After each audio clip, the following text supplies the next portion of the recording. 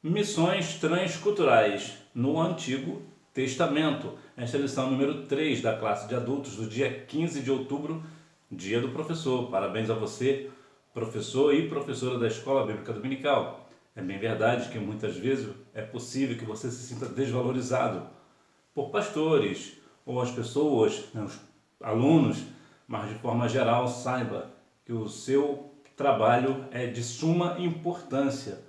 Portanto, como diz Romanos 12:7, se é ensinar, que haja dedicação ao ensino. Portanto, continue empenhado nesse trabalho que é ensinar a palavra de Deus, sabendo que grande será a sua recompensa naquele grande dia. É verdade, como diz Tiago, nós receberemos o mais duro, mais severo juízo, mas também seremos muito mais recompensados naquele grande dia. Introdução. Esta lição tem o propósito de considerar a nação de Israel como um povo escolhido. Um dia desses eu estava na igreja e alguém comentou: quem quer ser chamado aqui? E eu não levantei a mão. Por que eu não levantei a mão? Porque a Bíblia diz que muitos são chamados, mas poucos escolhidos. Eu não quero ser chamado, eu quero ser escolhido. Importante que nós venhamos ser o quê? Escolhidos pelo Senhor. Quando eu fui para o exército, eu me alistei e na verdade eu não queria servir o exército, que de fato eu não servi. E eu observava que muitas pessoas ali eram chamadas para ir para o exército, mas poucos eram escolhidos. Inclusive eu não fui escolhido, graças a Deus. Mas você vê que no contexto cristão a dinâmica é a mesma. Muitos são chamados, mas poucos escolhidos. E nós devemos ser o quê? Escolhidos do Senhor. E aqui é a questão da nação de Israel. Ela é escolhida pelo Senhor, principalmente ali na questão de Elias, que foi enviado para uma cidade. Jonas também foi chamado para uma outra cidade. O nome Elias significa o Senhor é meu Deus e também o Senhor é Deus. Já o nome de Jonas significa pomba. Então dá mais essa dinâmica, né, de o Senhor está com Elias, o Senhor é o Deus de Elias. E no caso ali de Jonas, ele como o significado de pomba, possivelmente porque ele era um mensageiro, assim como pombo, né? Pombo tem essa questão também de mensageiro, né? Israel, um povo escolhido para um propósito missionário. O plano de Deus. O Senhor nosso Deus planejou desde os tempos antigos que o testemunho de Jesus Cristo fosse proclamado a todos os habitantes da terra. Ou seja, a vontade divina era que todos os moradores da terra tivessem conhecimento a respeito da pessoa de Jesus. Muitas pessoas dizem que o importante não é a quantidade, é a qualidade do crente, o que não é bíblico. Por que não? Porque Deus quer que todos cheguem ao pleno conhecimento da verdade. Todos, a salvação é para todos. Verdade é que infelizmente nem todos creem. Mas vemos aqui o plano de Deus para a salvação em nome, a questão aqui sobre o nome que está acima de todo, o nome que é o nome da pessoa de Cristo. Muitas vezes as pessoas parecem não compreender o plano de salvação que Deus tem para todas as nações. E por que isso? Porque muitas vezes a culpa é nossa. Por quê? Porque muitas vezes nós estamos muito mais envolvidos com políticas, por exemplo, do que com o Evangelho. Somos muito mais ferrenhos numa discussão entre clubes de futebol, por exemplo, do que com o Evangelho. Imagina, por exemplo, se todo cristão que milita a respeito de um partido político específico, se ele fizesse o mesmo pela evangelização. O plano da salvação, o plano de Deus iria muito mais além. Por quê? Porque a igreja não precisa de representante em Brasília. A igreja é o representante de Cristo na terra. Então nós temos que nos colocar no nosso lugar, que é o quê? Levar a mensagem de Deus, do amor de Deus para todas as pessoas. Mas o que muitas vezes nós estamos fazendo? Nós estamos entrando em discussões desnecessárias de políticos, de clubes e entre outras questões. Mas é importante que nós venhamos verdadeiramente levar a mensagem do Evangelho, que é a mensagem do amor de Deus. A falha de Israel. Os israelitas se contaminaram com as religiões pagãs dos povos vizinhos, além de se preocuparem muito com a identidade racial e nacional, deixando de lado a vocação de ser testemunhas para Deus. De modo geral, claro, existem exceções, mas de modo geral, veja aqui a dinâmica do povo de Israel. Eles se contaminaram com os outros deuses e veja que eles estavam mais preocupados com a identidade racial e nacional de uma pessoa. Se aquela pessoa era, porventura, de Israel ou não. Veja que discrepância. Não tem como comentar este negócio, porque é exatamente o que muitas vezes estão acontecendo hoje. O povo da igreja, que eu vou trazer aqui para nós, como se nós fôssemos o Israel de Deus, o povo escolhido, para levar as boas novas que de fato nós somos. Veja que muitas vezes nós estamos muito mais preocupados e até, na verdade, aqui 2 pontos, né? A primeira questão é, nós estamos muitas vezes de mãos dadas com os deuses pagãos, estamos naquela questão de que não tem nada a ver, a questão do ecumenismo, estamos muito envolvidos com outras religiões, e aqui não é um ataque às outras religiões, aqui é uma questão de estarmos puros. O cristianismo ele é uma religião que não se mistura com nenhuma, ele é puro, é somente para o Senhor. Mas muitas vezes nós estamos até mesmo de mãos dadas. Me lembro que uma certa ocasião, mais uma vez, não é um ataque a nenhuma religião aqui, mas é uma questão para nós entendermos. Certa vez um grupo entrou parece um centro de candomblé, destruiu tudo, o que é errado, é intolerância religiosa, isso não está certo, eles têm o direito de professarem a fé que quiserem. Mas me deixou completamente atônito o caso de uma igreja evangélica, a Assembleia de Deus, doar 10 mil reais para esse centro do candomblé, para o centro se reerguer. Isso é uma profanação ao nome de Deus. Então isso aconteceu lá no Rio de Janeiro. Então veja que até que ponto que chega o cristão para parecer politicamente correto. Eu já falei aqui, vou me repetir. Aquele que é politicamente correto, o cristão que é politicamente correto, ele é divinamente errado.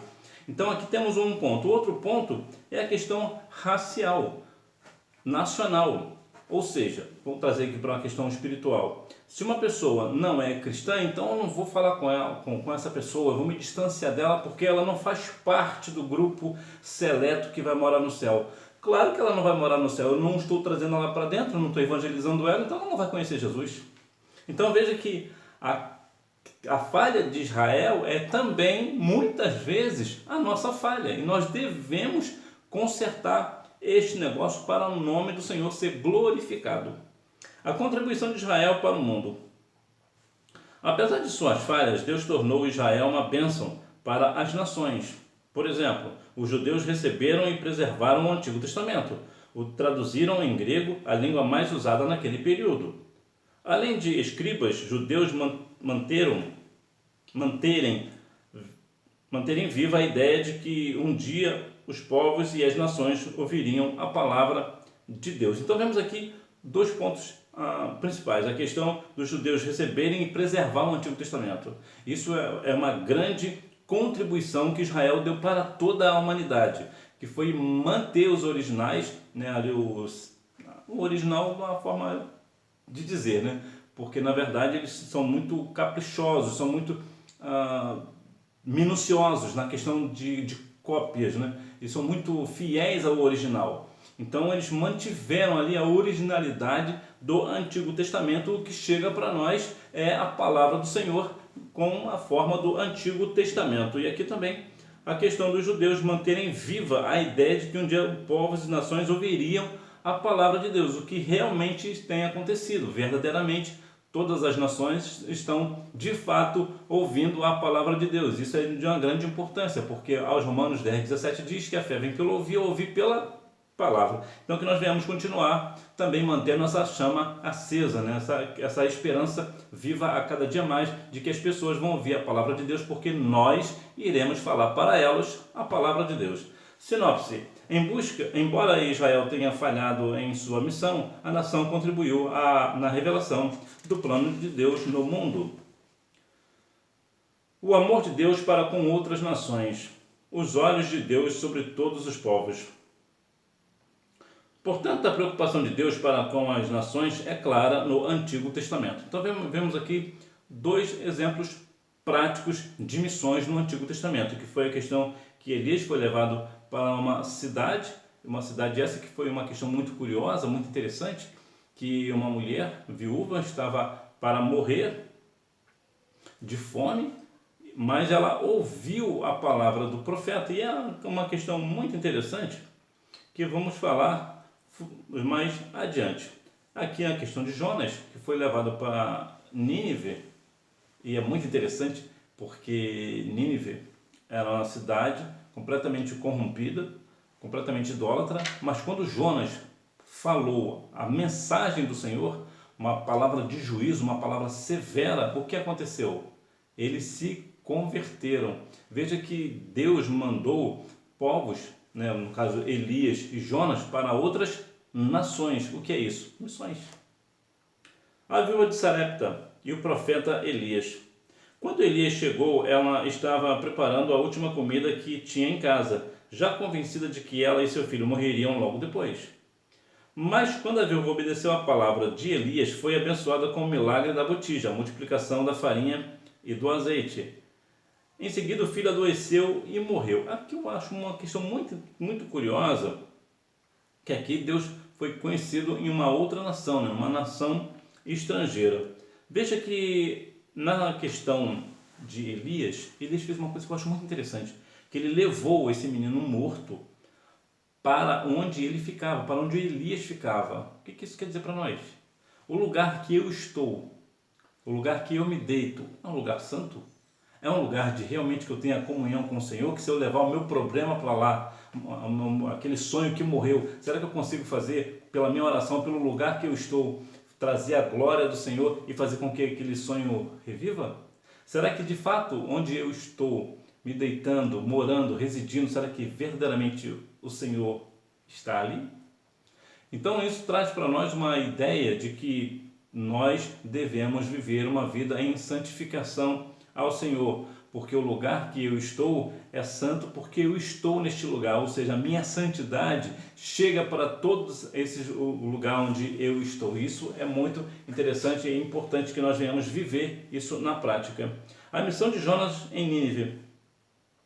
Mesmo não tendo um conhecimento mais claro sobre de que maneira Israel deveria abençoar as nações, Jonas recebeu a ordem específica de ir a Nínive para advertir aquele povo sobre o juízo divino que estava prestes a se abater sobre os ninivitas, como consequência de seus muitos pecados. Nínive era a capital da Assíria, uma nação perversa, cruel e imoral. Então veja aqui um tripé triste na questão de Nínive, que era uma nação que era perversa, era cruel e imoral. Não poderia ser pior, né? Veja que aqui demonstra que verdadeiramente Deus mostra que Ele ama toda a humanidade. Não há distinção para Ele. Ele não ama somente Israel, Ele ama todas as nações. Mas Israel era a menina dos olhos de Deus, vamos assim dizer, né? Israel era a nação escolhida para levar as boas novas de salvação para toda a humanidade. Então veja que aqui demonstra que realmente o Senhor, Ele se importava com as outras nações, e verdadeiramente Jonas é um caso aqui, uma questão de um missionário que verdadeiramente foi fazer missões em outro lugar, e que nós venhamos assim, independente de onde Deus nos mande, nós venhamos, ainda que seja uma nação aí perversa, cruel e imoral, mas que nós venhamos ter coragem e ousadia da parte do Senhor para levar as boas novas de salvação. Sinopse: por meio do relato da viúva de Sarapta e de Jonas em Nínive, eu sempre tive dificuldade de falar esse nome, podemos testemunhar o amor de Deus pelas nações do Antigo Testamento. Alianças entre Deus e a humanidade no Antigo Testamento. Aliança de Deus. Por isso, há na Bíblia alianças denominadas condicionais e incondicionais entre Deus e a humanidade. De linhas gerais, de modo geral, o que é uma aliança condicional? É uma aliança que Deus faz, mas que tem uma condição. Deus fala algo, promete algo, mas só se acontecer isso, só se você fizer assim. Ou seja, Deus dá uma condição para aquela promessa se cumprir. Já a promessa incondicional é aquela promessa que Deus faz e independente do que as pessoas vão fazer, vão realizar ou não, Deus vai manter a promessa da mesma forma. Esta é, claro, de modo geral, essa diferença. Aliança incondicional e condicional. Ele promete conceder bênçãos especiais ao indivíduo desde que este cumpra perfeitamente certas condições, bem como executar punições precisas em casos de não cumprimento. Aqui veja também a questão de Deuteronômio 28, aqui já tem outro caso. Tem a questão de que Deus deu uma condição para essa promessa acontecer, mas também há uma punição para quem não cumpre aquilo que foi pré-estabelecido por Deus. Então, quando Deus fala que tem uma promessa, por exemplo, algo específico, mas as pessoas não querem fazer, há também uma consequência. Isso também nós temos que ficar bem alertos, bem vivos sobre este negócio. Se Deus te prometeu algo, mas Ele te deu uma condição, cumpra esta condição, porque certamente, se tu não fizer essa condição, certamente virá a punição do Senhor. Sinopse: há alianças condicionais e incondicionais na Bíblia, que tornam conhecida a glória de Deus entre as nações.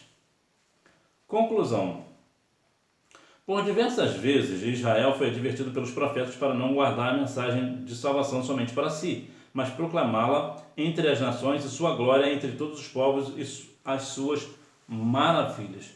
O principal papel da igreja é a evangelização. A igreja precisa evangelizar. Missões é o oxigênio da igreja. Eu não me canso de dizer, porque de fato é a verdade.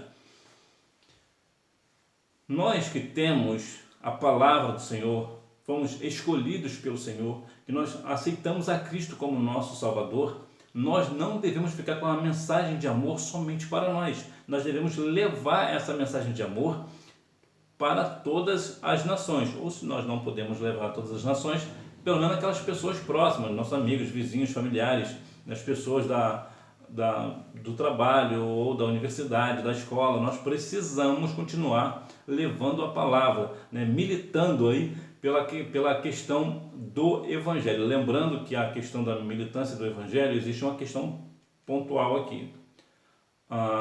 Quando você fala do Evangelho, quando você fala a palavra para as pessoas, a palavra de Deus para as pessoas, algumas pessoas não vão crer. Elas têm um direito disso, mas não é por isso que você vai querer colocar o Evangelho goela abaixo na pessoa. Não é assim. Nós devemos fazer o quê? Com respeito e educação. Nós devemos ter... E aqui não é a questão do politicamente correto. Aqui é uma questão de educação. A pessoa tem o direito ou não de aceitar ou não o Evangelho ou a palavra. Então, se você fala da palavra e a pessoa não aceita, ela tem todo o direito de não aceitar. Então, você não tem que ficar obrigando a pessoa a aceitar a Cristo como Salvador. Revisando o conteúdo, número 2. O Pai chamou a nação de Israel para ser um povo missionário. Dessa forma, os israelitas deveriam ser servos e testemunhas de Deus. Número 2. Deus tornou Israel uma bênção para as nações. Número 3. O relato da viúva de Sarepta e o de Jonas em Nínive. Número 4. A aliança incondicional é a disposição soberana de Deus em estabelecer um contrato incondicional ou declarativa e irrestrita pela sua própria iniciativa. A aliança condicional é um contrato condicional e mútuo com o ser humano.